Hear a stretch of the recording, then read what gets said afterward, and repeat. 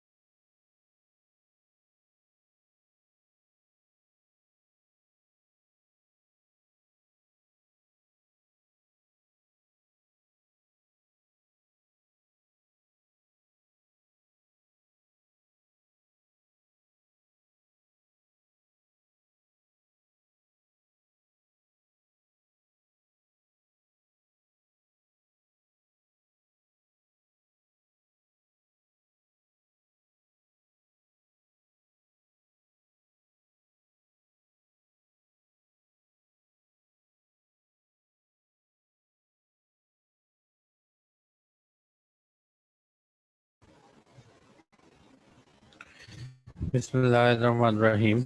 अस्सलाम वालेकुम। ये सीरीज़ जो हमने स्टार्ट की है, इसमें हमने स्टार्ट किया हुआ है board of directors. Board of directors क्या होते हैं, इनकी क्या टाइप्स हैं, ये मैंने प्रीवियस लेक्चर्स में कवर किया है।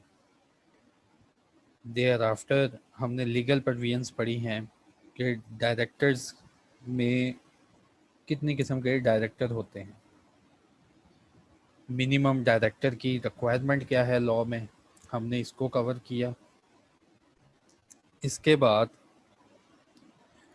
हमने अपने प्रीवियस लेक्चर में पढ़ा था कि एलिजिबिलिटी क्राइटेरिया क्या है डायरेक्टर की अपॉइंटमेंट का। डायरेक्टर को जब भी आप अपॉइंट करेंगे तो सेक्शन 153 में जो क्राइटेरिया गिवन है उसको फुलफिल करना होता है। उसके बाद जो एग्जिस्टिंग डायरेक्टर्स होते हैं उन्होंने इलेक्शन करवाना होता है, उनकी जिम्मेदारी होती है। Procedure for election section number 159 जो है बहुत डिटेल से मैंने आपको समझाया, और सेक्शन नंबर 159 में जो जो सेक्रेटेरियल प्रैक्टिसेस थी और वो किन सेक्शंस के ऊपर बेस करती हैं वो भी मैंने आपको बताया। Elections of the director exam point of view से बहुत ही मोस्ट इम्पोर्टेंट टॉपिक है। रिटन एग्ज़ाम में तो बाज़ दफ़ा इसकी सेक्रेटेरियल प्रैक्टिसेस भी आती रही हैं, लेकिन जैसा कि आपका कंप्यूटर बेस्ड एग्ज़ाम होगा, आपको इससे रिलेटेड लाजमी एमसीक्यूज़ प्लस या कोई शॉर्ट क्वेश्चन पूछ लिया जाएगा। कंडक्ट ऑफ इलेक्शन, इसका तरीक़ेकार, और हमने यहाँ तक कवर किया था पिछले लेक्चर में। तो आज का जो लेक्चर है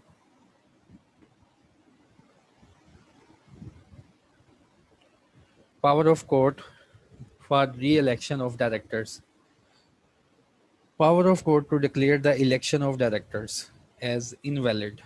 हमने पीछे जो पढ़ा था सेक्शन नंबर 159, उसमें हमने डायरेक्टर का इलेक्शन करवाया था और जितनी भी सेक्रेटेरियल प्रैक्टिसेस थी उनको फुलफिल किया था।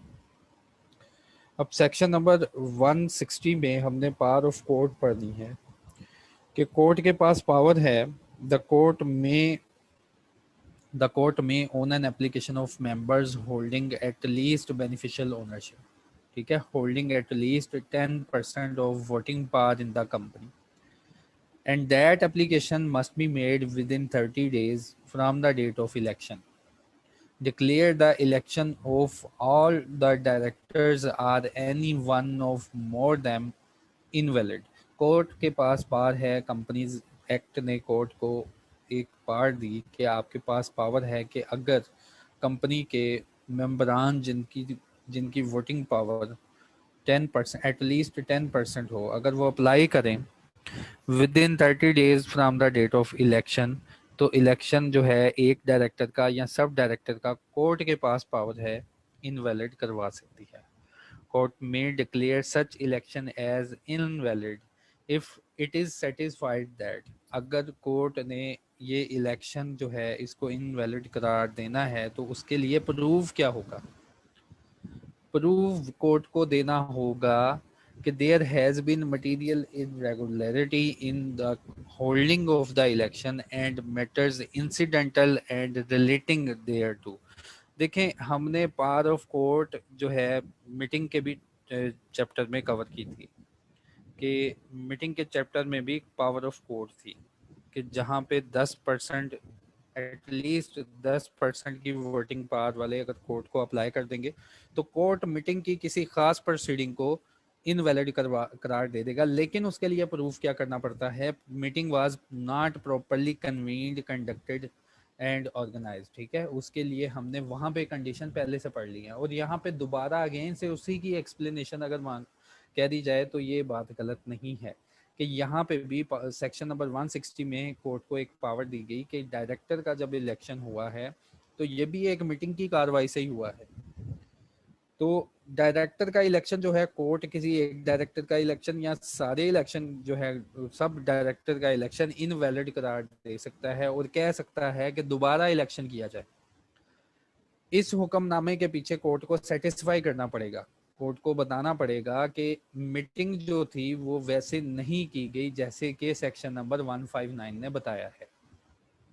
कंपनी एक्ट में सेक्शन नंबर 159 डिटेल में है कि आपने कैसे सेक्रेटेरियल प्रैक्टिसेस परफॉर्म करनी है और कैसे इलेक्शन परफॉर्म करना है। अगर उस सेक्शन 159 को फॉलो नहीं किया गया, किसी और वे से आपने इलेक्शन करवा लिया और मेंबर्स को राइट नहीं दिया कि वो अपनी वोटिंग को यूज कर सकें, तो इन दैट केस जो है कोर्ट के पास पावर है, अगर मेंबर्स जो हैं कोर्ट को अप्लाई करें, उससे रजू करें, तो इलेक्शन जो है दोबारा करने के लिए कोर्ट हुक्म दे सकता है। लेकिन फिर वही बात, कोर्ट को सेटिस्फाई करवाना पड़ेगा, कोर्ट को के सामने प्रूव करना पड़ेगा। बर्डन ऑफ प्रूफ होगा इन 10% वोटिंग पार्ट्स के ऊपर कि ये प्रूव करें कि कौन सी मटेरियल इरेगुलरिटी थी इन the holding of election of directors, और मटेरियल इरेगुलरिटी वही प्रूव करनी पड़ेगी जो कि सेक्शन नंबर 159 ने एक्सप्लेन किया है कि इनका इलेक्शन कैसे होगा। Thereafter in case of unlisted companies,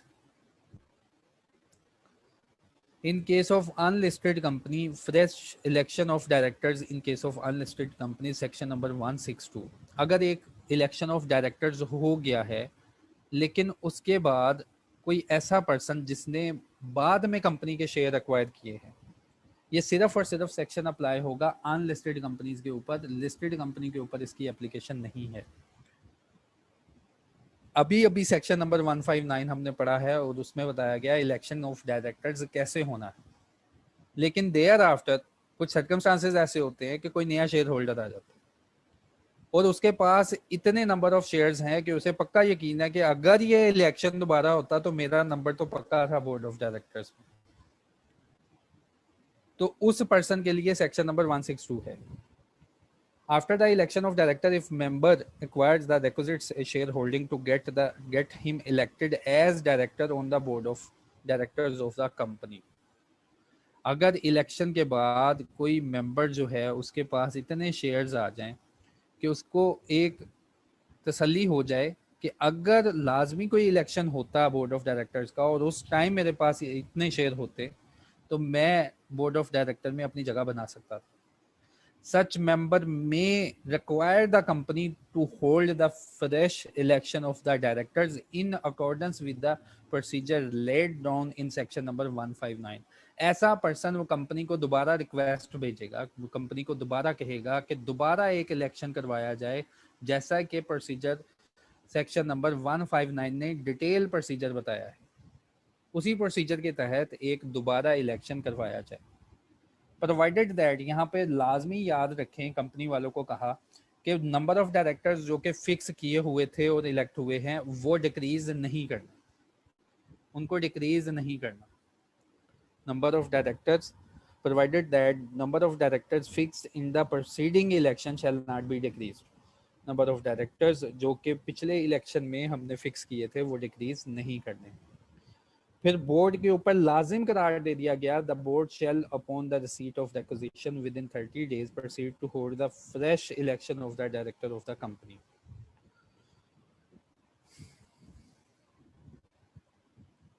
terms of office of director, assignment of office, vacation and removal of office. ज्यादातर क्वेश्चन जो है, अगर आपका क्वेश्चन वहां से नहीं आएगा सेक्शन नंबर 159 से, तो लाजमी है कि इस एरिया से कहीं ना कहीं से जो शॉर्ट क्वेश्चन है वो पूछ लेंगे। एमसीक्यू तो आ ही जाएगा इंशाल्लाह। तो हमारी कहानी अब आगे चलने लगी है। पीछे हमने इलेक्शन ऑफ डायरेक्टर करवा लिया, उसकी सेक्रेटेरियल प्रैक्टिसेस परफॉर्म कर ली, डायरेक्टर अपॉइंट हो चुके हैं, डायरेक्टर्स जो है इलेक्टेड हो चुके हैं और जिन डायरेक्टर को अपॉइंट करना था वो भी अपॉइंट हो चुके हैं। जो by the way of election आएंगे उनको बोलेंगे elected directors. Retirement of the first and subsequent directors. याद रखें फर्स्ट डायरेक्टर्स कौन से थे। इन स्लाइड्स की शुरुआत पे ही मैंने आपको बता दिया था कि जो फर्स्ट डायरेक्टर होते हैं ऐसे डायरेक्टर होते हैं जिनको मेमोरेंडम ऑफ एसोसिएशन के जरिए अपॉइंट किया जाता है विदाउट एनी इलेक्शन, और इनका नाम पहले से जो मेंशन होता है और ये फर्स्ट एजीएम तक कंपनी के साथ रहते हैं।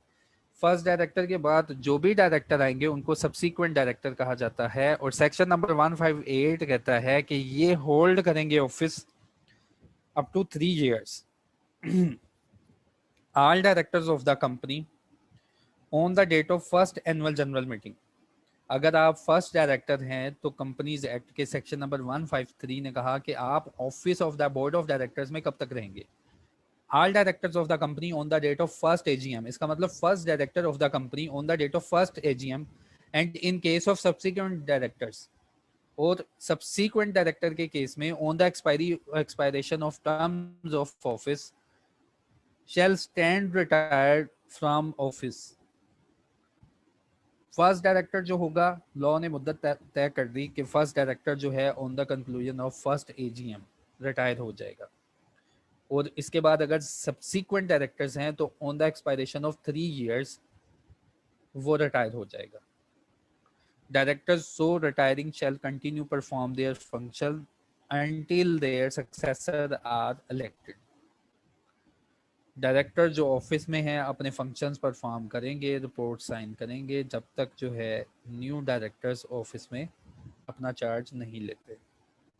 Directors who continue to perform their function shall take immediate steps to hold the election of directors. In case of any obstacle, report such circumstances to the registrar within 45 days। और ये section मैंने पहले भी पढ़ाया है आपको कि director जो एग्जिस्टिंग होते हैं उनकी जिम्मेदारी है कि इलेक्शन जो है वो कंडक्ट करवाएं और इंश्योर करें 45 डेज पहले, और कोई ऑब्स्टेकल है तो वो रजिस्ट्रार को रिपोर्ट करें। ठीक है, ये थी terms of office of director.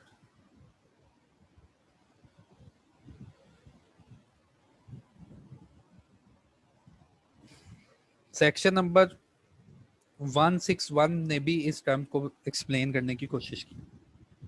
Terms of office of director section number 161। Section number 161 ने एक्सप्लेन किया, director elected shall hold office for a period of 3 years।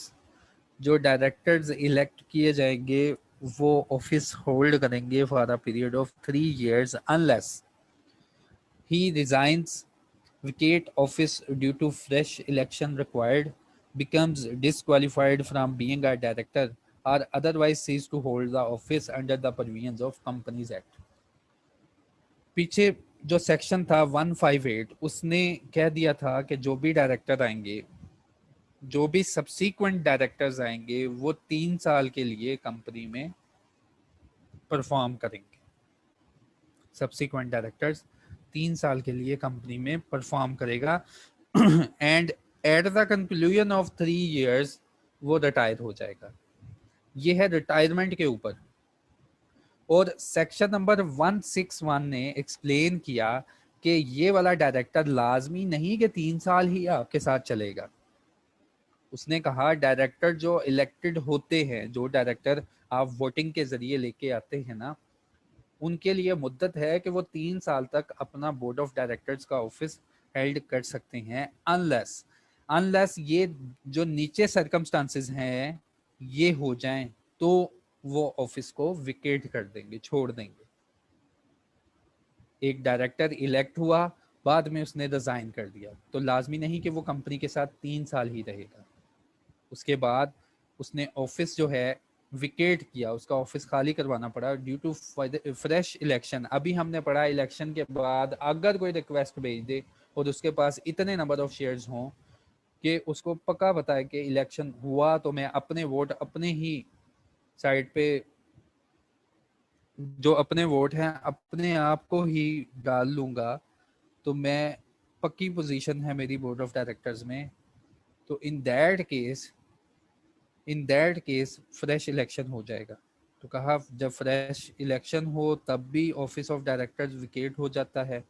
अगर एक डायरेक्टर आपने इलेक्ट किया लेकिन बाद में डिसक्वालीफाइड हो गया अंडर सेक्शन 153 में, वहां पे कोई सर्कमस्टांसेस बाद में हैपन हो गए, तो ये डायरेक्टर भी यहाँ से ऑफिस विकेट कर देगा, या otherwise cease to hold office, या अदरवाइज उसको मना कर दिया जाए लॉ के अंदर कि आपने ऑफिस होल्ड नहीं करना।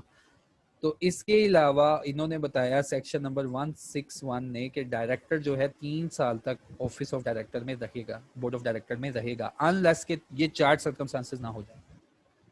The terms of office of director of the company limited by guarantee. उसने कहा 3 साल तो पक्के बता दिए हैं ऐसी कंपनीज के लिए जिनका शेयर कैपिटल होता है। ऐसी कंपनीज जो लिमिटेड बाय शेयर्स होती हैं उनमें लाजिम करार दे दिया गया कि आपके डायरेक्टर जो इलेक्टेड होंगे वो 3 years के लिए इलेक्टेड होंगे, अनलेस अनलेस ये सर्कमस्टांसेस ना हो तो।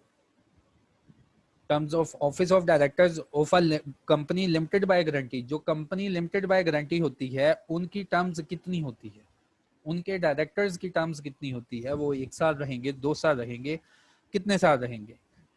And not having share capital may be for a period of less than 3 years as provided in the articles of association. कहता है मैक्सिमम तो लिमिट है 3 साल, लेकिन अगर कंपनी लिमिटेड बाय गारंटी ने अपने आर्टिकल ऑफ एसोसिएशन कंपनी की रूल बुक में लिख लिया कि जो भी डायरेक्टर इलेक्ट होगा वो 1 साल के लिए होगा।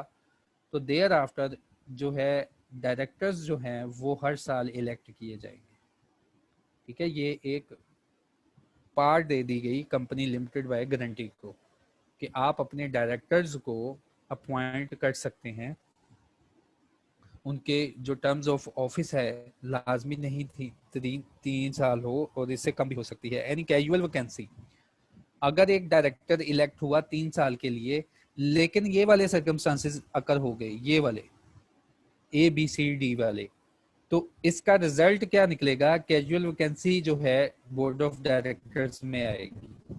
Any casual vacancy occurring among the directors may be filled up by the other directors and the person so appointed shall hold the office for the remainder of the term of the board in whose place he is appointed। देखें, बाद में जो person उसकी जगह appoint हो रहा है वो अपॉइंट हो रहा है, इलेक्ट नहीं हो रहा।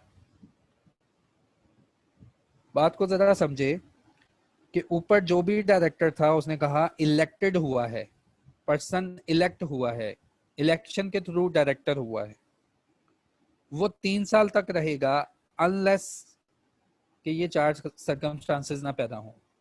अगर इन चारों में से कोई कैजुअल वैकेंसी आ गई, चारों में से कोई एक डायरेक्टर है जिसके ऊपर सेक्शन नंबर 153 लग गया, तो इसका मतलब वो ऑफिस सीज, उसका ऑफिस सीज हो जाएगा।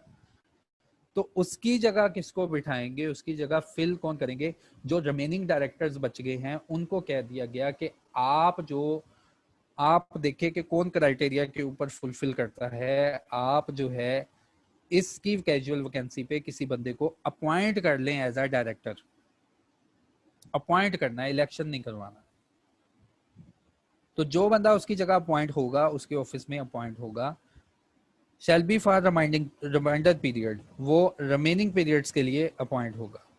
Any casual vacancy on board of listed company, अगर लिस्टेड कंपनी होगी और in that case, listed company के केस में अगर उसके बोर्ड ऑफ डायरेक्टर्स में कोई कैजुअल वैकेंसी है, shall be filled up by the director as earliest but not later than 90 days. Board of directors में कोई कैजुअल वैकेंसी आ जाती है तो लिस्टेड कंपनी में मजीद एक रिस्ट्रिक्शन लगा दी कि आपने वो वैकेंसी जो है फिल करनी है विद इन 90 डेज में, और करनी ही डायरेक्टर्स ने है। क्या डायरेक्टर्स जो बाकी बच जाएंगे उनको ये इख्तियार दिया गया। ये था सेक्शन नंबर 161 जिसने मजीद एक्सप्लेन किया कि टर्म्स ऑफ डायरेक्टर लाजमी नहीं कि 3 साल ही हो, 3 साल होती है अनलेस बिलो सर्कमस्टांसेस ना हैपन हो। अगर वो हैपन हो जाएंगे तो देयर आफ्टर जो बाकी बचने वाले डायरेक्टर्स हैं वो फिर दोबारा इलेक्शन की तरफ नहीं जाएंगे, वो अपनी मर्जी से जो क्राइटेरिया मीट कर रहा होगा वो डायरेक्टर अपॉइंट कर लेंगे।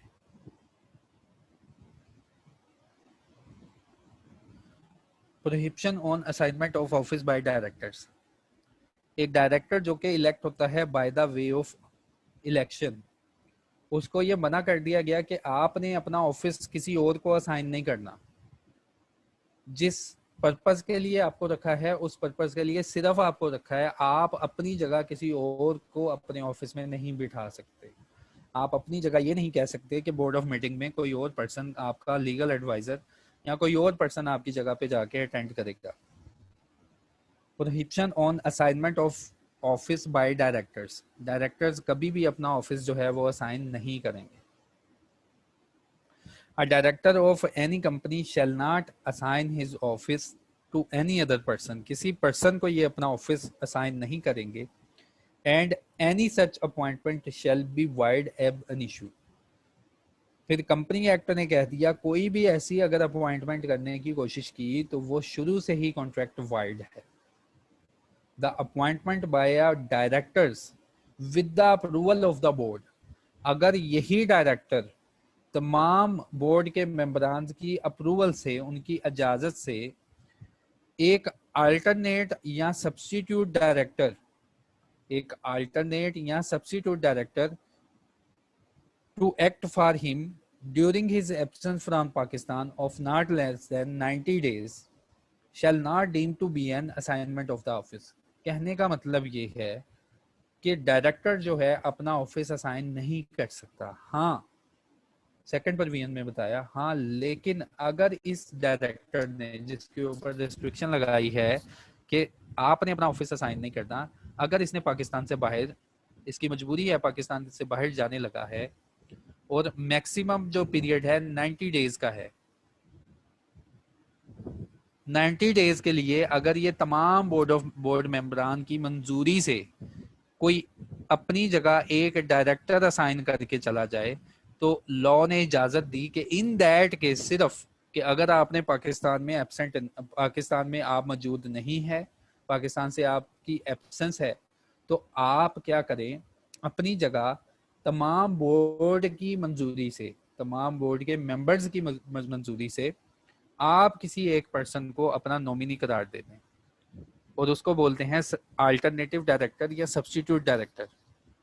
और इसका अरसा मैक्सिमम 90 डेज तक हो सकता है कि आपकी जगह वो 90 डेज काम करेगा बोर्ड ऑफ डायरेक्टर्स के साथ। लेकिन मसला ये है कि बोर्ड ऑफ डायरेक्टर्स में से कोई भी डायरेक्टर अपना ऑफिस असाइन नहीं करेगा।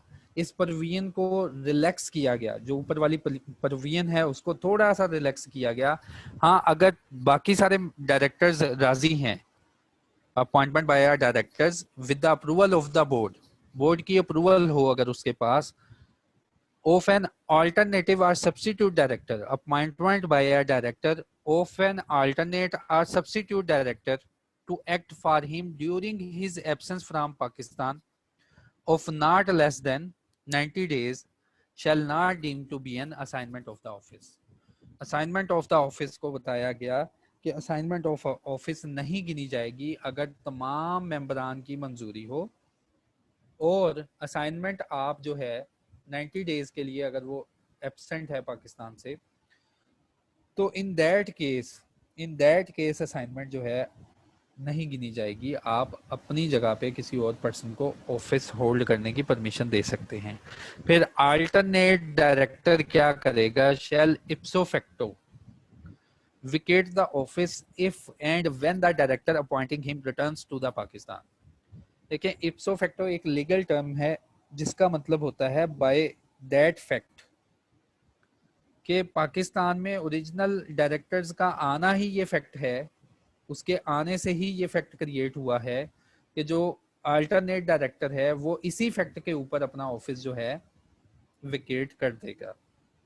Alternate director appointed shall ipso facto vacate office if and when the director appointing him returns to the Pakistan। Restriction on remuneration। Restriction on remuneration। Remuneration of a director for performing extra services, including the holding of office of chairman, shall be determined by the board or company in general meeting, as the case may be, in accordance with the provision of the company's article। कहता है जी, remuneration जो है ना directors की, जो वो extra services perform करेंगे, जिसमें शामिल है कि वो बाज दफ़ा कंपनी के चेयरमैन की सीट भी उसकी सर्विसेज परफॉर्म कर रहे होते हैं, shall be determined by the board, वो बोर्ड मुकर्रर करेगा या कंपनी जो है वो मुकर्रर करेगी इन जनरल मीटिंग में, एज द केस में बी। और ये जो भी मुकर्रर करेंगे ये कंपनी के असूल के मुताबिक, कंपनी की पॉलिसी के मुताबिक रेम्यूनरेशन जो है उसको मुकर्रर करेंगे।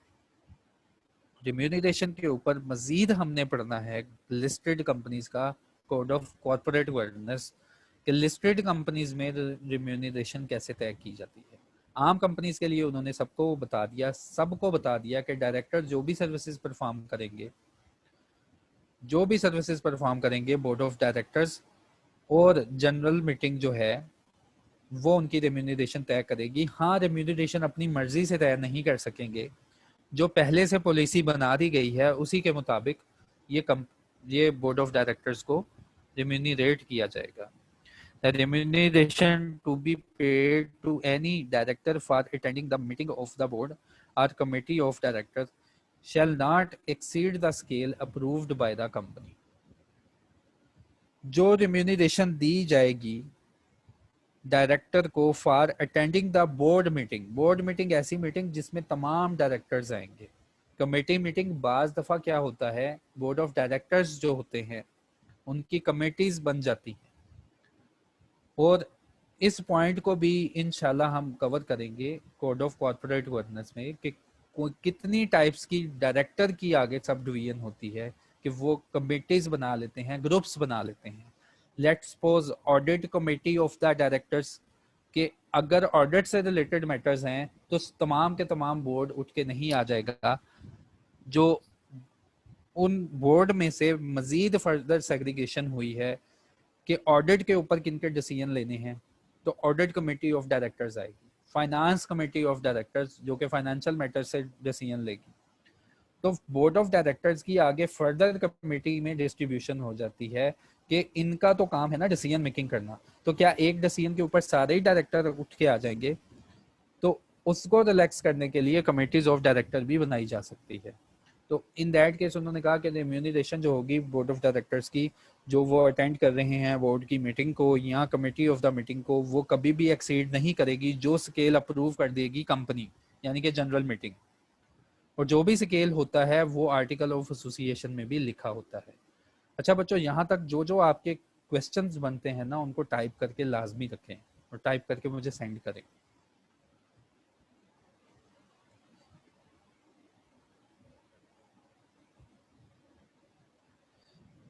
इप्सो फैक्टो का मतलब होता है कि ये वाला फैक्ट जो है, इप्सो फैक्टो का मतलब होता है बाय द फैक्ट ऑफ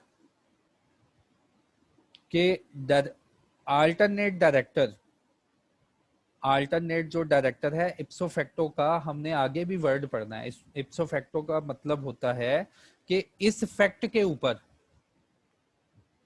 कि रीजन क्या है ये काम करने की। उसने कहा कि alternate director appointed, alternate director जो कि तुम अपॉइंट करेगे वो किस रीजन के ऊपर ऑफिस वेकेट करेगा जब तुम पाकिस्तान आओगे। ये खुद ब खुद एक सेंस बनती है, कहता है कि ये फैक्ट काफी है। इप्सो फैक्टो का मतलब कि ये वाला जो काम है ना तुम्हारा पाकिस्तान में आना, ये काफी है इसको एक्सप्लेन करने के लिए कि वो अपना ऑफिस जो है विकेट कर दे, ना कि डायरेक्टर वापस पाकिस्तान आए और उसको दोबारा से एप्लीकेशन लिखे कि बताए मेहरबानी मेरा ऑफिस छोड़ दें। तो लॉ ने कहा जो अल्टरनेट डायरेक्टर तुमने अपॉइंट किया था ना, वो ipso facto by the fact of कि तुम पाकिस्तान वापस आ गए हो, विकेट द ऑफिस, कि वो उसी वक्त विकेट कर देगा, इसी फैक्ट की बुनियाद के ऊपर ही अपना ऑफिस विकेट कर देगा जब ये ओरिजिनल डायरेक्टर मुल्क में वापस आएगा।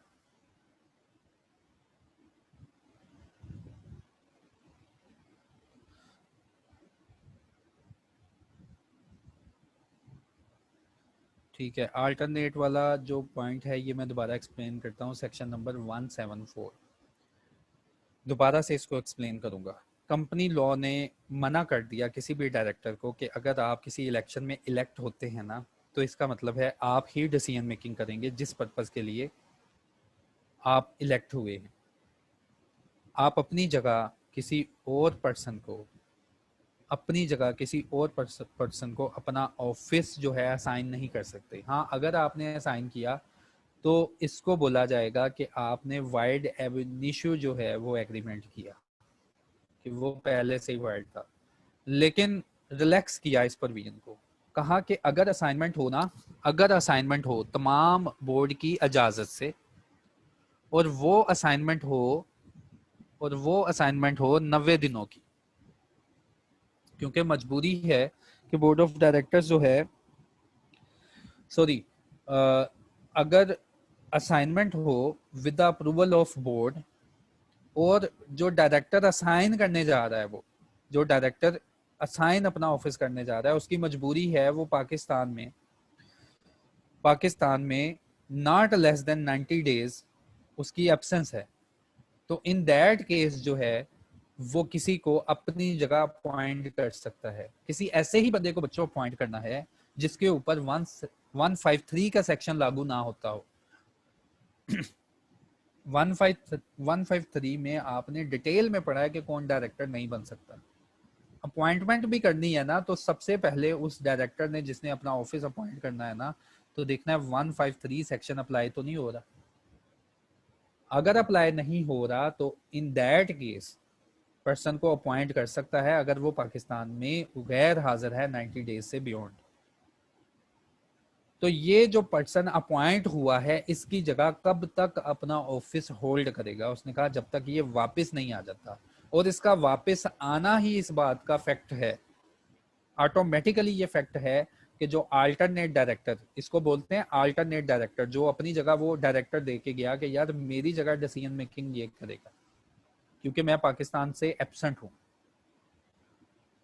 जो अल्टरनेट डायरेक्टर है वो उसी वक्त ऑफिस को विकेट कर देगा बाय द फैक्ट ऑफ कि जब वो पाकिस्तान वापस आ जाएगा।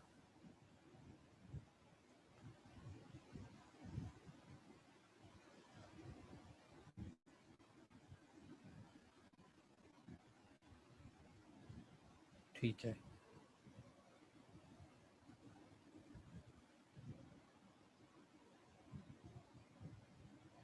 चलें बाद में जो है जो पीछे से एक्सप्लेन करेंगे।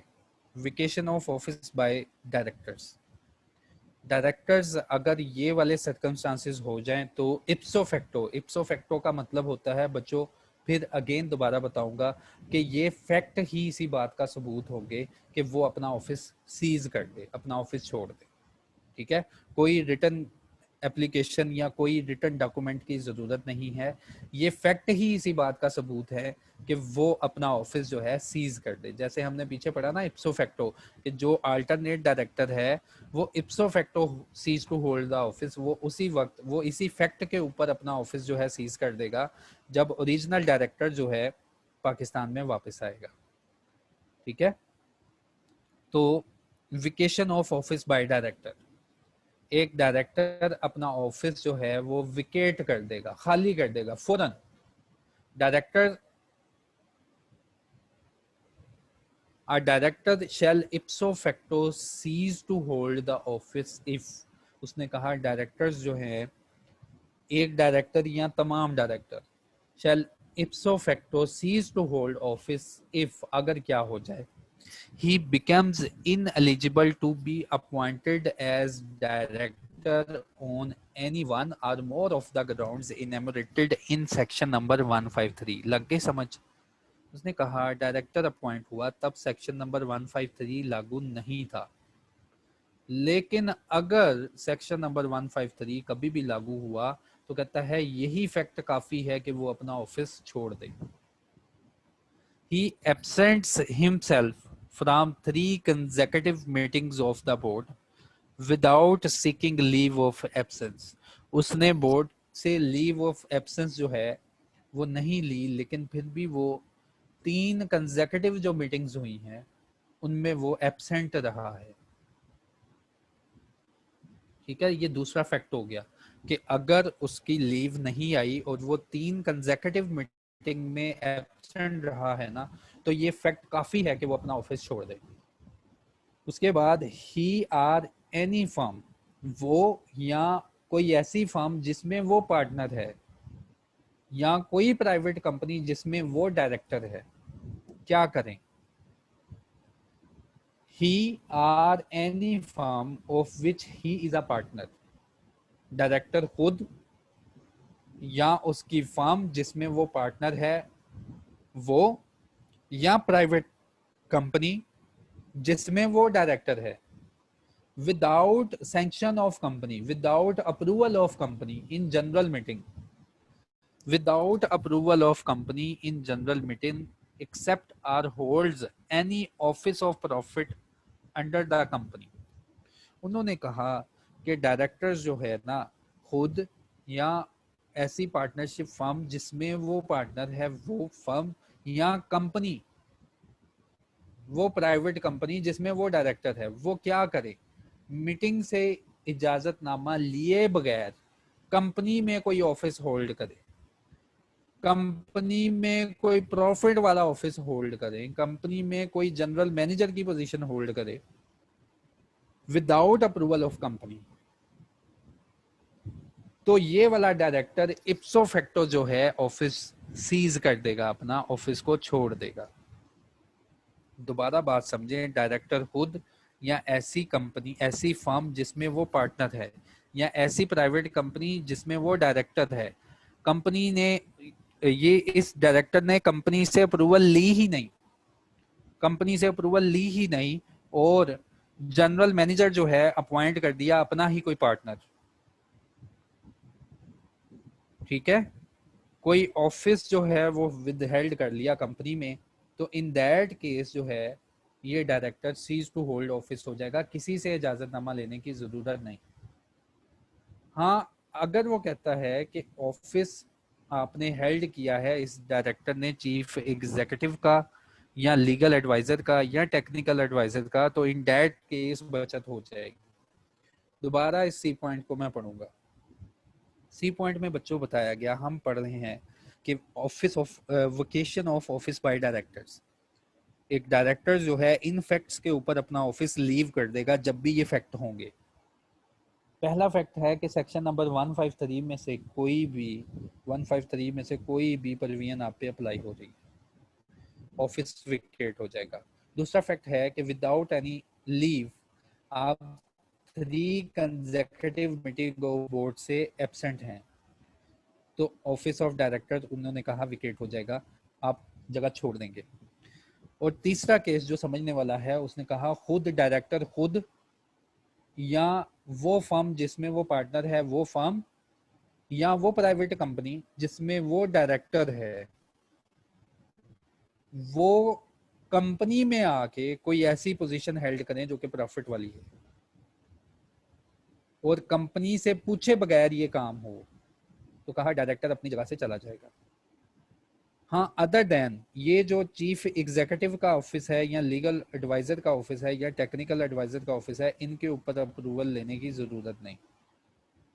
ठीक है, क्योंकि इसके ऊपर बोर्ड ऑफ डायरेक्टर्स की ही डिसीजन मेकिंग होती है। और आखिरी पॉइंट कि अगर डायरेक्टर्स जो है एक्सेप्ट अ लोन और guarantee from the company in contravention of the section number 182, अगर डायरेक्टर ने कंपनी से लोन लिया और लोन ऐसा लिया जो कि इन कंट्रावेंशन है सेक्शन नंबर 182, तो ऐसा डायरेक्टर भी ऑफिस जो है विकेट कर देगा। अगर किसी पॉइंट की समझ नहीं आई उसको टाइप करें और पूछ लें। Vocation of office by directors. Validity of acts of director. The act of a person acting as director as valid even if it is afterwards discovered that there was a defect in his appointment or he was disqualified from holding office or he had ceased to hold such office. इस provision ने protection फ्राहम की गई है कि अगर board of directors कोई contract करते हैं या कंपनी के अफेयर्स को मैनेज करते हैं और ये फैक्ट सामने नहीं आता, ये फैक्ट किसी वजह से सामने नहीं आता कि वो अपॉइंटमेंट के काबिल ही नहीं, या उसके ऊपर 153 अप्लाई हो रहा है अभी किसी को पता नहीं, या वो डिसक्वालीफाइड है, लेकिन फिर भी वो अपना ऑफिस जो है होल्ड करता है और एज अ डायरेक्टर काम करता है। ठीक है, सजा तो अलग की बात है, सजा के लिए सेक्शन हमने पहले पढ़ लिया था कि इन एलिजिबिलिटी जो है अगर आपके ऊपर अप्लाई हो रही है, अगर आप फिर भी ऑफिस विद हेल्ड करते हैं तो उसके ऊपर सजा होती है, वो हमने पहले चैप्टर में पढ़, जब ये सेक्शन स्टार्ट किए थे तब पढ़ लिया था। तो कहता है कि अगर आपको पता ही नहीं और इन्फॉर्मेशन है ही नहीं किसी को, लेकिन फिर भी पर्सन जो है वो डिसक्वालीफाइड पर्सन या ऐसा पर्सन जिसकी अपॉइंटमेंट में कोई डिफेक्ट है या जिसने सीज टू होल्ड ऑफिस लगा हुआ है, वो एज अ डायरेक्टर परफॉर्म करता है, तो इन्होंने कहा कि जो भी कॉन्ट्रैक्ट वो करके जाएगा ना वो वैलिड होंगे, जो भी डिसीजन मेकिंग करके जाएगा वो वैलिड होंगे, वो इस डिफेक्ट के ऊपर खत्म नहीं हो जाएंगी कि डायरेक्टर तो इनवैलिड था परफॉर्म करने के लिए। ठीक है, डिसीजन मेकिंग वो रहेगी।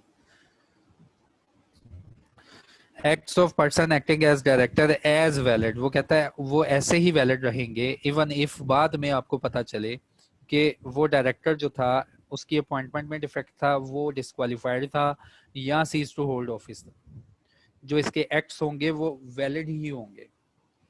Provided that as soon any defect has come to the notice, जैसे ही कोई डिफेक्ट नोटिस में आएगा, director shall not exercise the right of his office till the defect has been removed.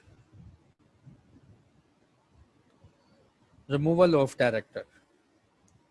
बहुत ही इम्पोर्टेंट कंसेप्ट, और शायद ही किसी बुक में किसी अच्छी तरह बयान किया हो, रिमूवल ऑफ डायरेक्टर्स।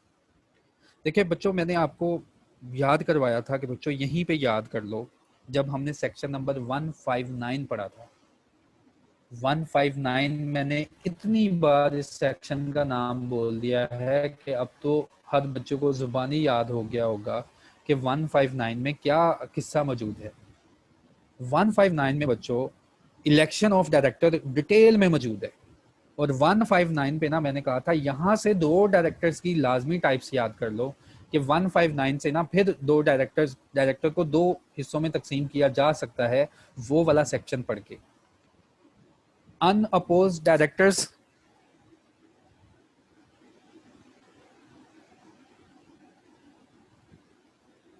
ऐसे डायरेक्टर्स जिन्होंने, जैसे वैकेंसी आई डायरेक्टर्स की, नोटिस आया सेक्रेटरी की तरफ से हमने 60 डायरेक्टर रखने हैं, और कंसेंट भी कितने डायरेक्टर की गई, 7 ही डायरेक्टर की चली गई। तो ऐसे डायरेक्टर्स जो होंगे इनको गिना जाएगा अनअपोज्ड डायरेक्टर्स। एक जनरल मीटिंग होगी, अनाउंस हो जाएगा without any election, without any election ये पर्सन जो है अनाउंस हो गए। लेट्स सपोज, 7 का वर्ड मैंने बोला ना, लेट्स सपोज हमने 7 डायरेक्टर रखने थे। बात को जरा समझना है, रिमूवल ऑटोमेटिकली समझ आ जाएगा, नहीं तो इसके अलावा रिमूवल समझ नहीं आना मैंने क्या पढ़ा। आपको ये टाइप्स का पता होना चाहिए, फिर आपको रिमूवल ऑफ डायरेक्टर का भी समझ आ जाएगा कि एक डायरेक्टर को कैसे रिमूव किया जा सकता है। क्या वो स्पेशल रेजोल्यूशन से रिमूव होगा, क्या वो ऑर्डिनरी रेजोल्यूशन से रिमूव होगा, उस रेजोल्यूशन के लिए कैसी वोटिंग चाहिए।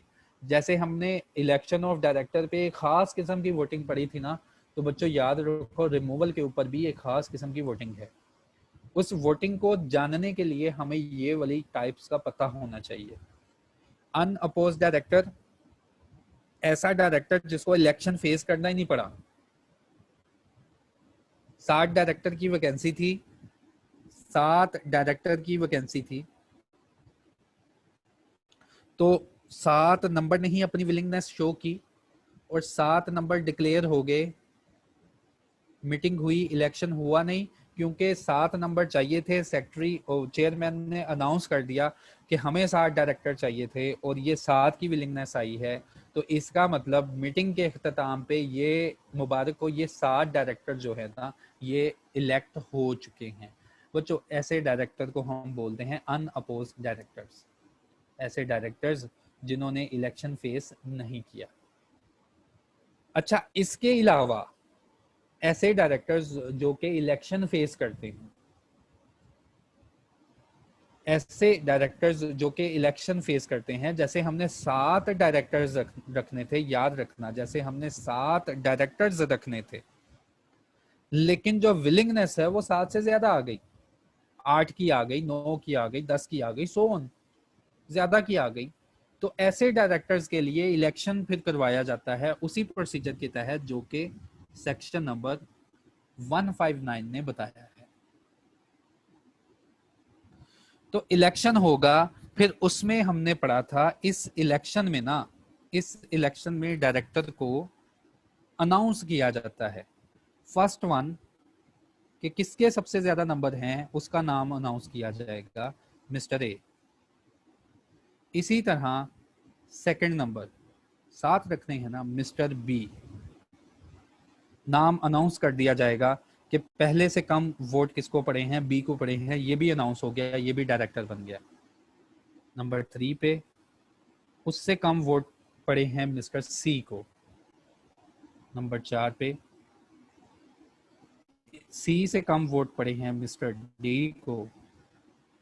इसके बाद नंबर 5 पे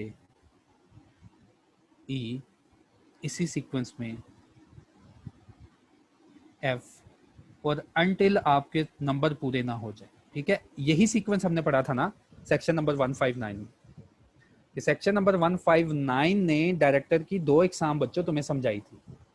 ऐसे डायरेक्टर्स के 7 की वैकेंसी थी, विलिंगनेस भी 7 लोगों की आई, मीटिंग के अख्ताम पे अप्रूव हो गए, इलेक्ट हो गए। और ऐसे डायरेक्टर को कह दिया गया अनअपोज्ड, और बाकी के जिनके लिए इलेक्शन करवाया गया वो इलेक्टेड होते हैं, उनको अपोज्ड बोला जाता है। तो इनका तरीकेकार क्या था कि हमने इनको वोटिंग देनी है, और वोटिंग का डिटेल तरीकाकार कहाँ था? वोटिंग का डिटेल तरीकाकार सेक्शन नंबर 159 में मौजूद है कि जितने नंबर ऑफ डायरेक्टर तुमने अपॉइंट करने हैं, 7 अपॉइंट करने हैं, multiplied by the number of shares है। लेट्स सपोज एक और चीज मैं यहाँ पे लिखता हूँ, ए को मिले हैं 1,00,000 वोट, ये डायरेक्टर डिक्लेयर हो गया। बी को मिले हैं 90,000 वोट, सी को मिले हैं 55,000, डी को मिले हैं 80,000, ई को मिले हैं 79,000, एफ को मिले हैं 75,000, और जी को कितने वोट मिले हैं? जी को मिले हैं 72,000।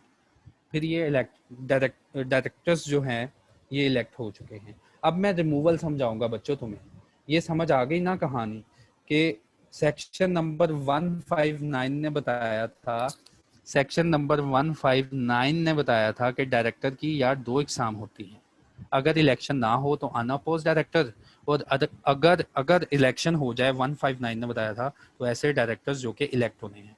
फिर उसका सीक्वेंस ये था, जिसको सबसे ज्यादा वोट पड़े वो, फिर इसी तरह जब तक के तुम्हारे नंबर ना पूरे हो जाए। अब नंबर पूरे हो चुके।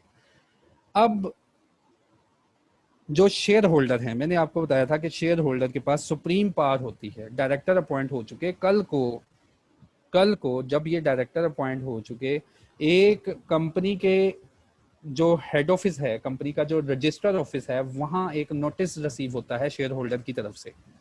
वो कहते हैं कि हम किसी खास डायरेक्टर के लिए ना तहरीक अदम इदमात जो है वो चलाना चाहते हैं। हमें अब ये डायरेक्टर की ज़रूरत नहीं जो कि हमने अपॉइंट किया था। जो डायरेक्टर हमने अपॉइंट किया था, जो डायरेक्टर हमने जनरल मीटिंग में, ये 7 नंबर थे, इलेक्शन हुआ ही नहीं, 7 चाहिए थे, 7 ही आगे हैं, लेकिन अब हमें ये डायरेक्टर मंजूर नहीं है, हमें ये डायरेक्टर पसंद नहीं है, हम इसको चलो जी निकालते हैं। एक तहरीक चलाते हैं जिसका नाम है तहरीक अदम इतमाद की, कि हमें अब इस डायरेक्टर के ऊपर इतमाद नहीं, हमारा पैसा लगा हुआ है, डायरेक्टर क्यों बन के बैठ गया। तो इन दैट केस कहता है जी, खास वर्डिंग यूज हुई है। पूरा कंपनी एक्ट पढ़ेंगे ना बच्चों, पूरा कंपनी एक्ट पढ़ेंगे, हर जगह ये होगा कि रेजोल्यूशन शैल बी पास्ड। पूरे कंपनी एक्ट में जहां भी रेजोल्यूशन, कोई भी किसी भी रेजोल्यूशन का नेम है ना, उसके साथ लिखा हुआ है resolution shall deem to be pass, कि अगर इतनी वोटिंग हो गई तो रेजोल्यूशन का मतलब होगा पास।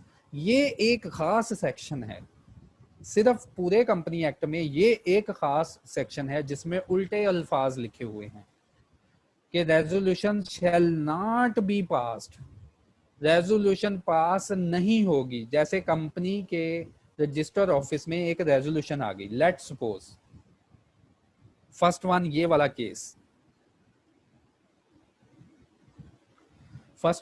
केस, इसमें भी 7 लोग मौजूद हैं, इसमें भी 7 लोग मौजूद हैं, मिस्टर ए से लेकर मिस्टर जी तक। फर्स्ट वन केस जी तक लोग मौजूद हैं, इनमें से मिस्टर सी के लिए रेजोल्यूशन आ गई कि इस डायरेक्टर को तो निकालो ना यहाँ से, पैसे हमारे लगे हुए हैं, ये क्यों डायरेक्टर बन गया है, चलो अनअपोज हुआ है ना, इसको निकालो।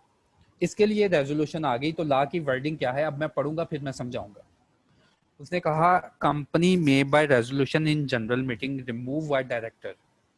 कंपनी जो है जनरल मीटिंग में एक डायरेक्टर को रिमूव कर सकती है।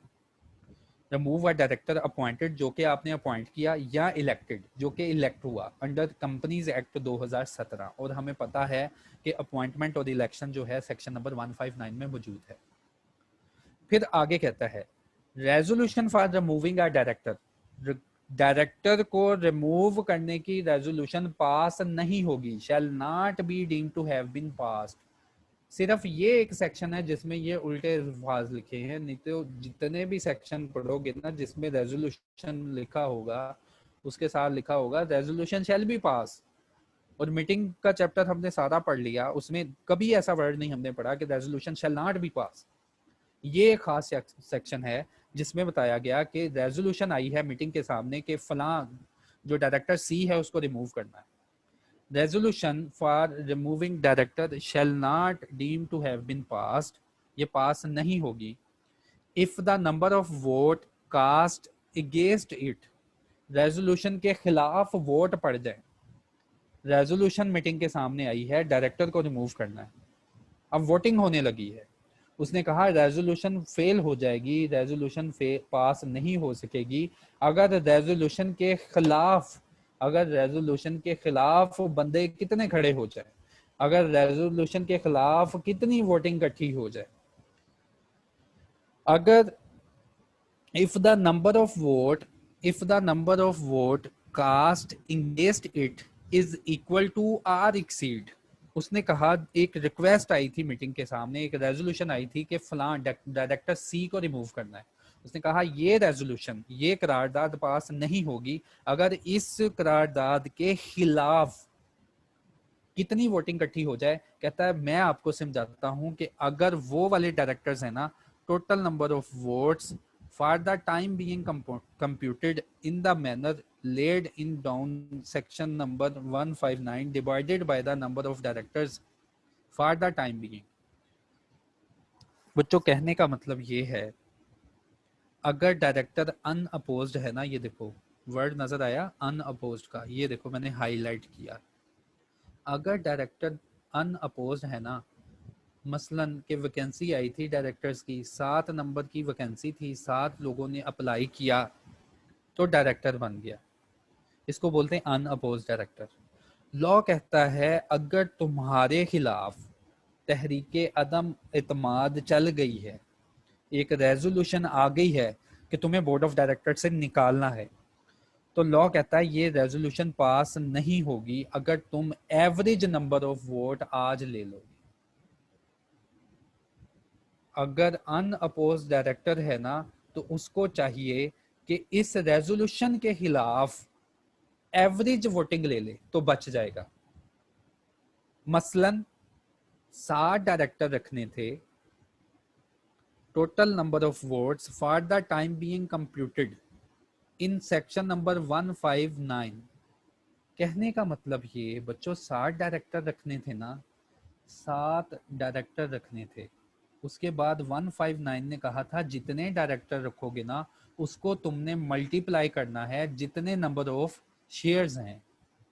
नंबर ऑफ शेयर्स कंपनी के पास मौजूद थे, लेट्स सपोज 1,20,000, ठीक है। तो टोटल वोटिंग पावर हमने कितनी बनाई थी इलेक्शन के लिए, इलेक्शन के लिए हमने वोटिंग पावर बनाई थी कि वोट कैसे गिनने हैं, एक मेंबर के पास उतने वोट होते हैं जितने उसके पास शेयर्स होते हैं, मल्टीप्लाई कर दो जितने नंबर ऑफ डायरेक्टर इलेक्ट करने हैं। तो टोटल वोटिंग पावर निकालने लगा हूं कंपनी की। लेट्स सपोज पूरी कंपनी के पास 1,20,000 नंबर ऑफ शेयर्स हैं। सेक्शन नंबर 159 वाला लेक्चर लाजमी सुनना, उसमें कैलकुलेशन बताई है शेयर्स की। नंबर ऑफ शेयर्स ये हैं, मल्टीप्लाई कर दो जितने डायरेक्टर तुम्हें चाहिए, तो ये टोटल वोटिंग पावर आ जाती है 1,20,000 ज़रब 7, तो ये 8,40,000 की वोटिंग पावर है। अगर अनअपोज डायरेक्टर को निकालना है ना, तो लॉ ने कहा कि ये करारदाद पास नहीं होगी अगर वो एवरेज नंबर ऑफ वोट्स इस करारदाद के खिलाफ में ले गया। अब मैं इसको पढ़ूंगा। Resolution for removing of director shall not be deemed to be have passed if the number of votes, अगर वो लोग इस रेजोल्यूशन के खिलाफ खड़े हो जाएं, इतने नंबर ऑफ वोट्स इस रेजोल्यूशन के खिलाफ कम अज कम मिल जाएं, एटलीस्ट मिल जाएं। अगर डायरेक्टर जो है अनअपोज्ड है, the total number of votes for the time being computed in the manner laid down in section number 159/5। कहता है जी पहले तो तुम टोटल नंबर ऑफ वोट के ऊपर जाओ, जैसे मैंने 7 को मल्टीप्लाई किया ना 1,20,000 से, कि पहले तो कहता है जी तुम टोटल नंबर ऑफ वोट्स जो है कंप्यूट करो कि अच्छा अगर आज इलेक्शन होता ना तो कितने वोट बनते थे। हमने निकाल लिया 8,40,000 वोट बनते थे। कहता फिर डिवाइड कर दो उसको, divided by the number of directors for the timing. Divide कर दो उसको जितने अब डायरेक्टर हैं।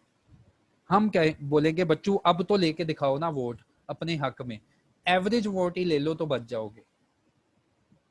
बात की समझ आई? अनअपोज डायरेक्टर है ना, इलेक्शन नहीं हुआ था, तो लॉ कहता है अच्छा अगर तुम्हारा इलेक्शन नहीं ना हुआ, तुम बोर्ड ऑफ डायरेक्टर्स में आगे हो, लेकिन अब तहरीक अदम इतमाद आ गई है तुम्हारे खिलाफ, तो इस तहरीक के इंगेस्ट तुम्हें कितने नंबर चाहिए?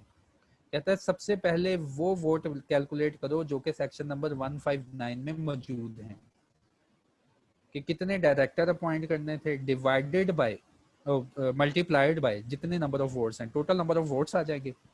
फिर कहता है डिवाइड कर दो जितने डायरेक्टर इस टाइम मौजूद हैं, तो साथ ही डायरेक्टर मौजूद होंगे ना, तो एवरेज वोट उसको चाहिए कि अगर एवरेज वोट इसके हक में आ गए ना तो ये डायरेक्टर बच जाएगा।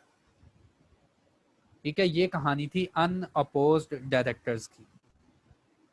अगर ये समझ नहीं आया तो मैसेज करो। ये काफी इम्पोर्टेंट जो है ना ये प्रोविजन है। और मैंने आपको ये भी बताया कि पूरे कंपनी एक्ट में उल्टे अल्फाज नहीं लिखे हुए, लेकिन इस रेजोल्यूशन के खिलाफ उल्टे अल्फाज हैं कि ये रेजोल्यूशन पास नहीं होगी। अगर इसके खिलाफ वोटिंग, अगर डायरेक्टर अनअपोज्ड है ना, उसके पास एवरेज वोटिंग, सादा अल्फाज का मतलब है एवरेज जब वोटिंग इकट्ठी हो जाए, टोटल वोट थे 8,40,000, तकसीम कर दो जितने डायरेक्टर मौजूद हैं, इसका मतलब इसको एवरेज वोटिंग इसके हक में आ गई ना कि नहीं हमें ये डायरेक्टर मंजूर है, तो ये रेजोल्यूशन पास नहीं होगी। हाँ, अगर डायरेक्टर का इलेक्शन हुआ हो देन, अगर लेट्स सपोज डायरेक्टर का इलेक्शन हुआ था ऐसे, अगर डायरेक्टर का इलेक्शन हुआ था सेक्शन नंबर 159 से और ऐसे बंदे डिक्लेयर हो गए थे, अब रेजोल्यूशन आ गई है सी को हम नहीं मंजूर करते, सी को निकालो, हमें इसके ऊपर यकीन नहीं, मीटिंग में रेजोल्यूशन आ गई, तो सी को बोला जाएगा कि सी तुम बच जाओगे अगर अपने हक में कम अज कम इतने वोट ले लो जितने मिनिमम पड़े थे जी को। रेजोल्यूशन आई ऐसे डायरेक्टर के लिए जो कि इलेक्टेड हुआ है, उसके खिलाफ तहरीक अदम एतमाद चल पड़ी कि ये डायरेक्टर हमें नहीं चाहिए, इसको रिमूव करो। जनरल मीटिंग में ये रेजोल्यूशन पड़ी गई कि डायरेक्टर जिसका इलेक्शन हुआ था सेक्शन नंबर 159 में, डिटेल में पढ़ा था हमने, इस डायरेक्टर की हमें जरूरत नहीं, और ये डायरेक्टर है सी। जब ये इलेक्ट हुआ था इसको 85,000 वोट्स पड़े थे, लेकिन आज तहरीक चली है कि इसको निकाल दो, रेजोल्यूशन आई है इसको निकाल दो। लॉ ने कहा ये रेजोल्यूशन फेल हो जाएगी अगर इस रेजोल्यूशन के खिलाफ सी मिनिमम वोट जो पड़े थे जी को इतने अचीव कर ले। ठीक है, ये वर्डिंग पढ़ेंगे हम यहाँ पे अब। The minimum number of vote that was cast, minimum number of votes, कम अज कम उतने वोट ले जाए इस करारदाद के खिलाफ, दैट वर कास्ट जो के कास्ट हुए थे, for the election of directors at the immediately proceeding election of directors. कहता है मिनिमम उतने वोट ले जाए अपने हक में जो कि इलेक्शन में पड़े थे, जो अभी अभी ताजा ताजा एक इलेक्शन हुआ है उसमें इसको पड़े, किसी को पड़े थे। If the resolution relates to the removal of elected director in the manner provided in the section number 159, तो बच्चों ये रिमूवल जो है मैंने बड़ा मेहनत से आपको समझाया है, काइंडली ज़रा मैसेज करो ये समझ आया कि नहीं। अच्छा, अब ज़रा मैं मैसेज पढ़ूँ कि रिमूवल किसको समझ नहीं आया, उसके लिए दोबारा से मैं वहाँ पे शुरू हो जाऊँ। आवाज़ डिस्टर्ब हो रही है सर, क्या ये सिर्फ अनअपोज डायरेक्टर के लिए है? नहीं, दोनों के लिए। रिमूवल यार क्लियर है आप लोगों को? ठीक है, आवाज़ भी ठीक है। रिमूवल वाला रिपीट करता हूँ, अब दोबारा से मैं रिमूवल रिपीट करूँगा, गौर से सुनना है तो छोटा सा सेक्शन, ये छोटा सा सेक्शन है, सिर्फ 2 लोगों के ऊपर है, ऐसे डायरेक्टर जिनके लिए इलेक्शन नहीं करवाया गया था और ऐसे डायरेक्टर जिनके लिए इलेक्शन हुआ था। जल्दी से बात को बता के कंक्लूड हो गया सेक्शन नंबर 163, लेकिन इसके पीछे डिटेल वर्किंग है। उन्होंने बताया रिमूवल ऑफ डायरेक्टर में, डायरेक्टर तुमने सेक्शन नंबर 15 में दो तरह के पढ़े हैं। ऐसे डायरेक्टर जो अनअपोज डायरेक्टर होते हैं, अब मैं बिल्कुल सादा अल्फाज में ये सेक्शन समझाऊंगा। ऐसे डायरेक्टर जो कि बिल्कुल अनअपोज्ड होते हैं, 7 की वैकेंसी अनाउंस हुई थी और 7 की विलिंगनेस आ गई और 7 ही डिक्लेयर हो गए, कोई इलेक्शन नहीं हुआ। तो ऐसे डायरेक्टर्स, इनमें से किसी के खिलाफ, इनमें से किसी डायरेक्टर के खिलाफ या सभी डायरेक्टर के खिलाफ कोई रेजोल्यूशन आ जाती है कि इनको रिमूव करो, तो कहता है हर वो डायरेक्टर बच जाएगा जो कम अज कम इतने वोट इस करारदाद के खिलाफ ले ले जो कि एवरेज वोटिंग है। एवरेज वोटिंग का मतलब नंबर ऑफ वोट्स, जैसे सेक्शन नंबर 159 ने बताए, divided by the number of directors, तो वो एवरेज निकल आती है। अगर एक डायरेक्टर कम अज कम एवरेज वोट अटेन कर लेगा ना इस करारदाद के खिलाफ कि सी को रिमूव करो, सी को रिमूव करो, सी को रिमूव कर दिया जाएगा अगर अगर उसके पास एवरेज वोटिंग ना हुई। सी को रिमूव कर दिया जाएगा अगर उसके पास एवरेज वोटिंग हमने निकाली है। इसी केस में ये देखो 1,20,000 की एवरेज वोटिंग निकलती है। एवरेज वोट लेने हैं अनअपोज डायरेक्टर ने इस करारदाद के खिलाफ। करारदाद आई थी सी को रिमूव करो। जब ये करारदाद मीटिंग के सामने पेश की गई तो इस करारदाद के खिलाफ कितने वोट पड़े? इस करारदाद के हक में बहुत ज्यादा वोट पड़ गए, इस करारदाद के खिलाफ वोट पड़े 1,10,000, तो सी रिमूव हो जाएगा क्योंकि सी ने एवरेज वोटिंग भी नहीं ली। हाँ, अगर इस करारदाद के खिलाफ एवरेज वोट ही पड़ जाएं, मीटिंग में कम अज कम कहता जी तुम्हारे हक में इतनी वोटिंग वाले बंदे खड़े हो जाएं जो कि एवरेज वोटिंग बनती है 1,20,000 या इससे ज्यादा, तो सी बच जाएगा।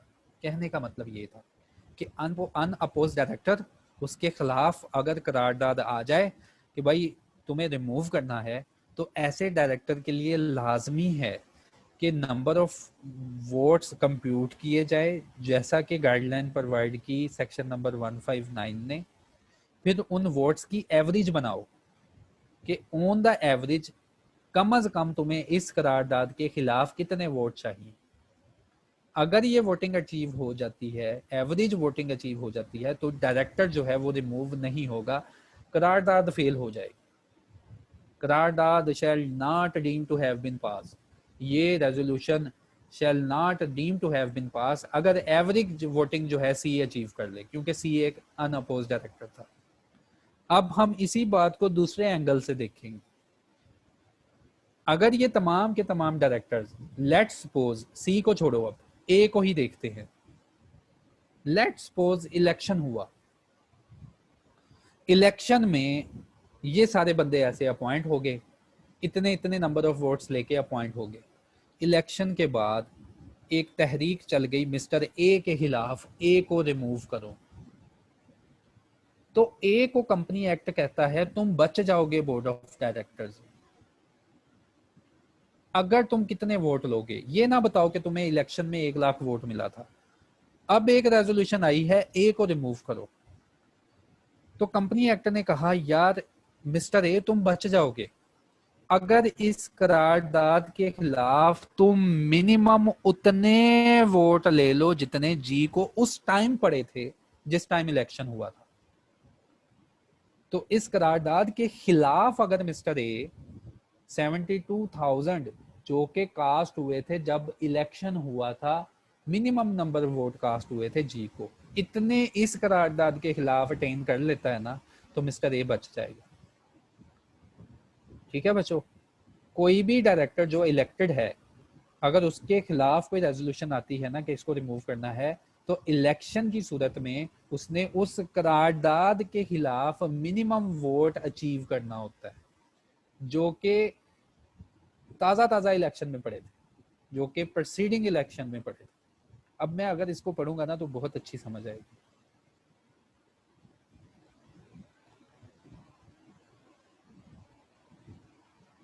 Removal of directors, a resolution for removal of director, resolution जो है डायरेक्टर को रिमूव करने के लिए, shall not deem to have been passed, ये नहीं सोची जाएगी कि पास हुई है, अगर क्या हो, if the number of votes cast engaged it, अगर नंबर ऑफ वोट इस रेजोल्यूशन के खिलाफ इकट्ठे हो जाए, कितने, is equal to or exceed, कम से कम इतने या ज्यादा, तो ये रेजोल्यूशन पास नहीं होगी।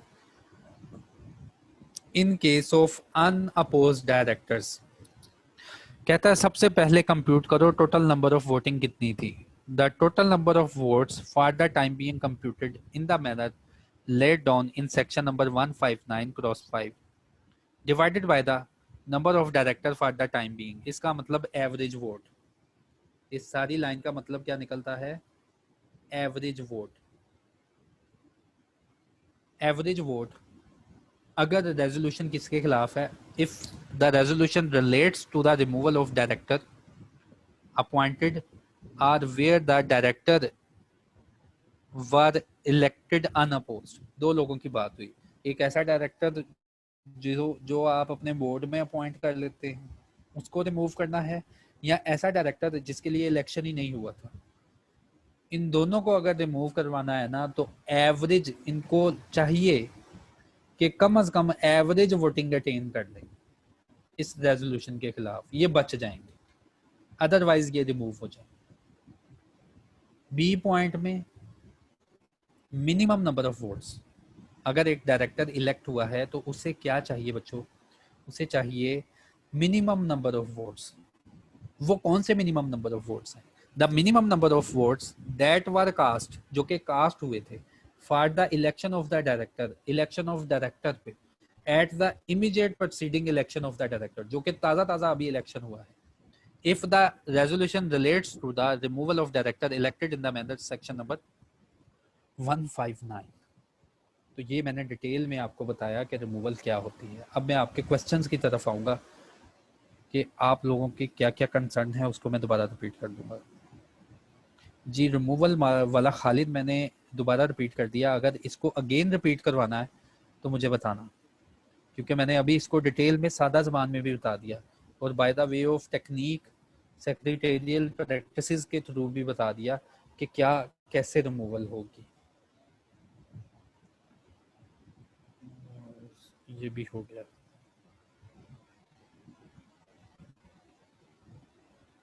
ये भी हो गया,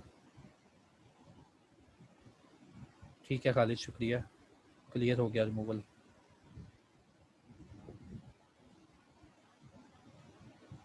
ठीक है, मिनिमम नंबर ऑफ वोट की कोई लिमिट भी है या लोएस्ट, लोएस्ट भी देखिए, मिनिमम नंबर ऑफ वोट उसने बताए थे कि जो पिछले इलेक्शन में पड़े हैं।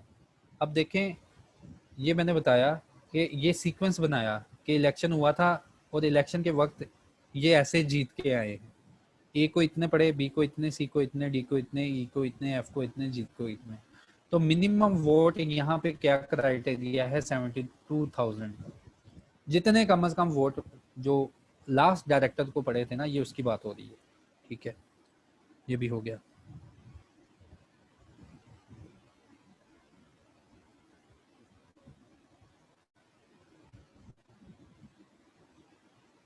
ठीक है, मटेरियल यार, मटेरियल की रिक्वेस्ट आई है कि जो लोग अभी ज्वाइन हो रहे हैं और उन्होंने जो है लेक्चर सुन लिए हैं, उनके पास मटेरियल मिसिंग है, कोई आप में से ऐसा बंदा कि ग्रुप में दोबारा शेयर कर दे मटेरियल सारे का सारा, तो मेहरबानी होगी।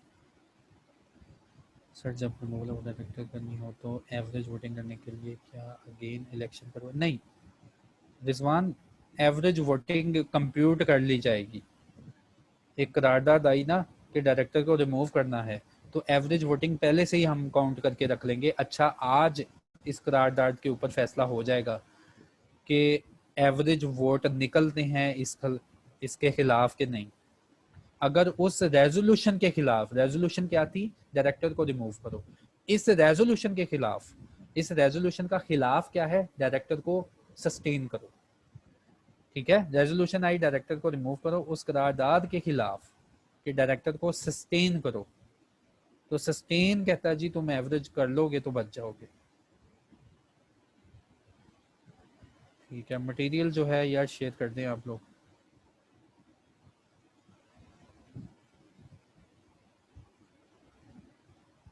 अच्छा, खालिद ने कहा कि सर आपने जो सीक्वेंस बनाया ना ये ABC का, ये मुझे मंजूर नहीं है। तो यार देखो, समझाने की बात ये थी। अच्छा, खालिद के अल्फाज ये तो नहीं है, लेकिन मैंने एक्सप्लेन कर दिया। इसने कहा सर ABC आपने नाम लिख दिए हैं, ऐसा भी तो हो सकता है ना कि पहले G का नाम अनाउंस हुआ, इसको ज़्यादा पढ़े, फिर B का नाम, फिर D का नाम, फिर C का नाम, फिर F का नाम, फिर A का नाम, और फिर कोई और है, X है। ठीक है, ऐसा भी सीक्वेंस हो सकता है भाई। इलेक्शन की सूरत में मिनिमम नंबर ऑफ वोट, अगर X को निकालना है ना तो X को ही पिछले इलेक्शन में मिनिमम पड़े थे, तो दोबारा मिनिमम ही चाहिए इसको सस्टेन करने के लिए इस करारदाद के खिलाफ। ठीक है, कहने का मतलब यार ये था। अच्छा, ये भी हो गया। एवरेज नंबर ऑफ वोट मैंने बता दिया। सेक्शन नंबर 159 में ना हम वोटिंग कैलकुलेट करेंगे। सेक्शन नंबर 159 आपको पढ़ना पड़ेगा रिमूवल पढ़ने के लिए। सेक्शन नंबर 159 में वोटिंग कैलकुलेट करने का तरीकाकार है कि जब इलेक्शन हुआ था, देखो कितनी वोटिंग पावर थी सबके पास, वो सारी वोटिंग कैलकुलेट होगी divided by board of director में कितने डायरेक्टर मौजूद हैं, तो पता चल जाएगा ना कि एक डायरेक्टर को कितने वोट चाहिए अब बचने के लिए। ये अनअपोज के केस में है। लोकेशन में लोन वाला पॉइंट, लोन जो है ना, अभी इसके ऊपर सेक्शन नंबर 182 पढ़ना है हमने। तो लोन वाला पॉइंट अभी ये याद रखो कि अगर किसी डायरेक्टर ने इस सेक्शन की कंट्रावेंशन की ना 182 की, ये वाली 182 के 182 में है कि डायरेक्टर किसी तरीके से लोन ले सकता है। अगर उस तरीके को फॉलो ना किया गया, उस तरीके को फॉलो ना किया, सेक्शन नंबर 182 में तरीकाकार बताया है कि लोन कैसे लेना है कंपनी डायरेक्टर ने, अगर वो तरीकाकार ना अपनाया गया तो डायरेक्टर इप्सो फैक्टो, ये फैक्ट काफी है उसकी रिमूवल के लिए। ठीक है, तो वो तरीकाकार अभी हमने पढ़ना है निमरा, सेक्शन नंबर 182। उसमें डिटेल में बताया जाएगा कि लोन मिलना भी है कि नहीं। अनअपोज्ड इलेक्शन के बगैर आते हैं तो उनकी कैसे एवरेज वोटिंग आएगी। आरिफ सलीम बता दिया यार, लॉ ने कहा कि टोटल वोटिंग पार लो, टोटल वोटिंग पार लो, उसके बाद उस वोटिंग पार को तकसीम कर दो जितने नंबर ऑफ डायरेक्टर्स मौजूद हैं, तो एक डायरेक्टर की एवरेज निकल आएगी। लॉ कहता है कि चलो तुम्हारा इलेक्शन नहीं हुआ था, अब लेके दिखाओ इतने वोट कम अज कम। तो वो अब कितने वोट लेगा, क्योंकि इलेक्शन तो हुआ नहीं था। इन दैट केस अगर इलेक्शन हुआ होता तो हमें पता है मिनिमम नंबर ऑफ वोट को देखना है। तो ये भी हो गया। डिफरेंस एक्सप्लेन कर दें कैजुअल वैकेंसी के 161 में। तो 161 में जाते हैं, 161 में 161 161 161। अच्छा, ये डिफरेंस ये है कि यार दूसरी कंपनी के लिए टाइम लिमिट नहीं बताई गई यहाँ पे। दूसरी कंपनीज के लिए वो टाइम लिमिट फॉलो की जाएगी जो कि रजिस्ट्रार बोलेगा। जब भी कैजुअल वैकेंसी आएगी, आप रिपोर्ट करेंगे रजिस्ट्रार को, तो दूसरी टाइम लिमिट के लिए रजिस्ट्रार की गाइडलाइन फॉलो की जाएगी कि कितने टाइम के अंदर आपने डायरेक्टर को अपॉइंट करना है। हाँ, लिस्टेड कंपनी के केस में उन्होंने बता दिया कि with in a period of 90 days, 90 दिन का वक्त है, आप 90 दिनों के अंदर अंदर, क्योंकि लिस्टेड में लोगों का ज्यादा स्टेक है, तो 90 दिनों के अंदर अंदर आप ये कैजुअल वैकेंसी को फुलफिल करेंगे। ये भी हो गया।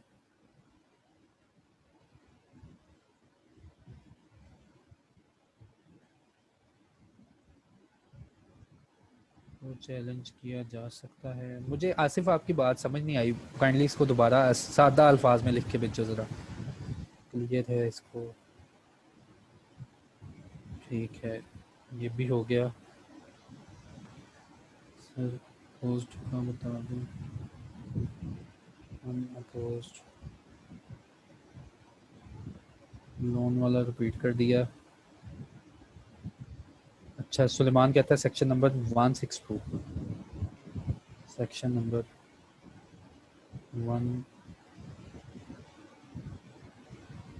161 है, 162 पर, हाँ ये है 162।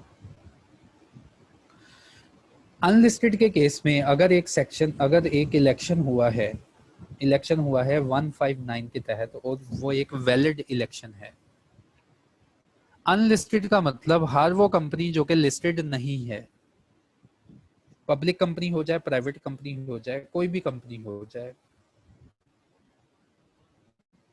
इस कंपनी में कोई एक पर्सन इलेक्शन के फौरन बाद, इलेक्शन के बाद या कभी भी इलेक्शन हो चुका है, आपको पता है जब भी इलेक्शन होना है तो इलेक्शन के बाद डायरेक्टर ने कंपनी के साथ कितनी देर तक रहना है, 3 साल तक, जो कि सेक्शन नंबर हमने पढ़ा 163 में कि 161 में हमने पढ़ा कि 3 साल की मुद्दत है जब तक ये नीचे वाले सर्कमस्टांसेस नहीं होंगे, तो 3 साल की मुद्दत है।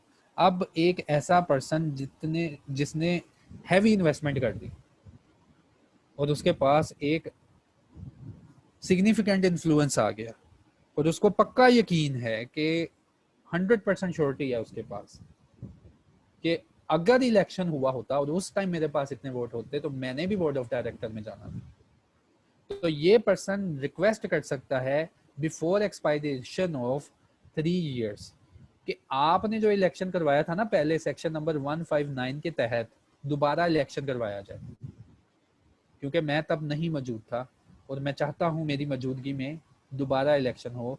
तो वो दो बोर्ड क्या है, वो इस रेक्विजिशन के ऊपर 30 दिन के अंदर दोबारा इलेक्शन करवाएंगे। ये था सुलेमान सेक्शन नंबर 162।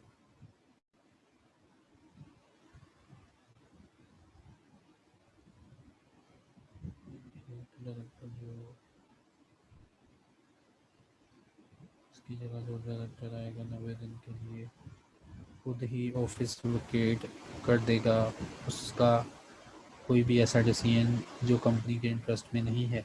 देखो आसिफ का कहना है कि एक डायरेक्टर अपनी जगह किसी को अल्टरनेट डायरेक्टर बना के मुल्क से बाहर चला गया, क्योंकि हमने सेक्शन नंबर में पढ़ा है कि वेकेशन जो है ये नहीं गिनी जाती, डायरेक्टर अपॉइंट कर सकते हैं सेक्शन नंबर 174 में। तो कहता है जी इसकी जगह जो पर्सन है कोई वो डिसीजन लेगा तो क्या उसका डिसीजन चैलेंज किया जाता है? तो आसिफ याद रखो, बोर्ड ऑफ डायरेक्टर्स का मतलब होता है एक बंदा नहीं, वन मैन शो नहीं होता उसमें, ठीक है। बोर्ड ऑफ डायरेक्टर्स का मतलब होता है सारे का सारा बोर्ड, जो भी डिसीजन लेना होता है ना, साथ सबकी कंसेंट में उनकी वोटिंग पावर होती है, ठीक है। और उनमें नंबर, उनकी जो डिसीजन मेकिंग होती है वो कलेक्टिव होती है,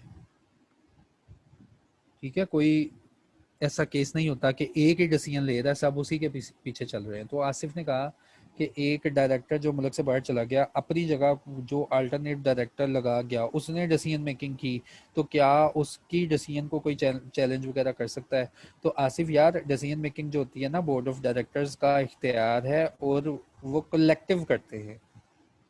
हमने बोर्ड की मीटिंग में पढ़ना है ना अभी कि बोर्ड ऑफ डायरेक्टर्स कैसे डिसीजन लेते हैं, कैसे इनकी मीटिंग होती है और ये कैसे इनका काम चलता है, और मीटिंग में ये क्या कौन कौन सी आपस में बोर्ड रेजोल्यूशन पास करते हैं।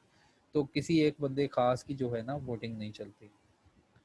तो होपफुली आज का लेक्चर आप सब लोगों को क्लियर है।